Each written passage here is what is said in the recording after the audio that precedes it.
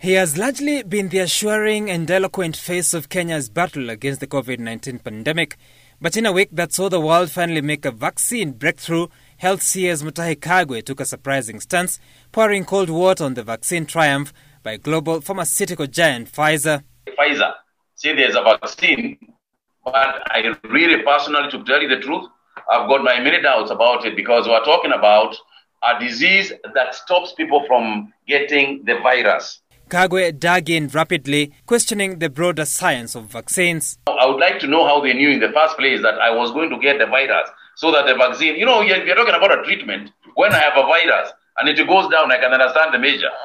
But when you tell me that I stopped you from getting the virus, how do you know I was going to get the virus in the first place? A vaccine described by the American Center for Disease Control as a biological preparation that helps the body develop immunity against an infection by imitating the targeted infection. Through the imitation, the body develops disease-fighting antibodies such that should one be exposed to the real disease-causing germs, the body has ready immunity. Pharmaceutical giant Pfizer, in conjunction with the biotechnology company BioNTech SE, on Monday announced that the COVID-19 vaccine had proven to be effective in preventing 90% of people in early trials from getting the virus. The two firms now waiting on safety data before approval for mass production and use.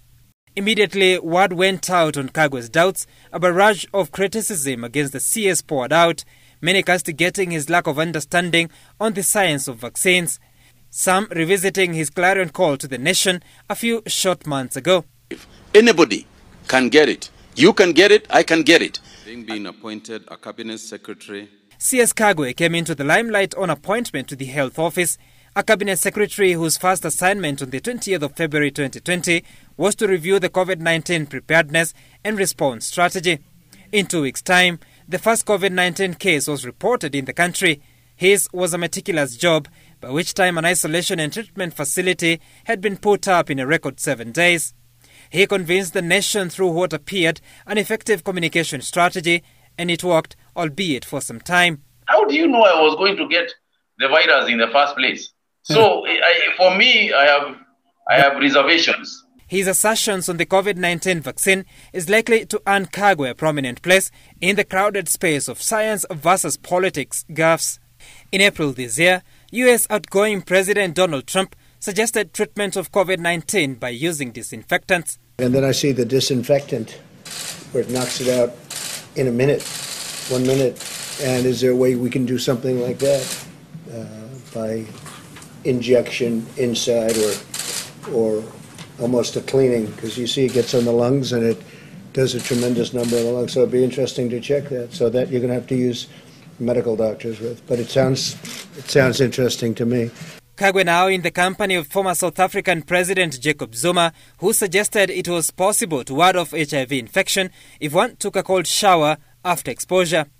His predecessor, Thabo Mbeki, had doubted that HIV was the exclusive cause of AIDS. It took him 2 years to drop the stance. And South Africa has had a fair share of science naysayers.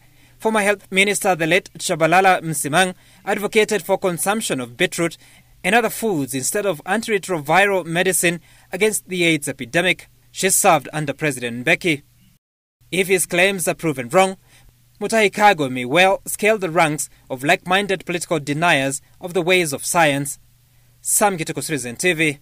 Work to be done to the standard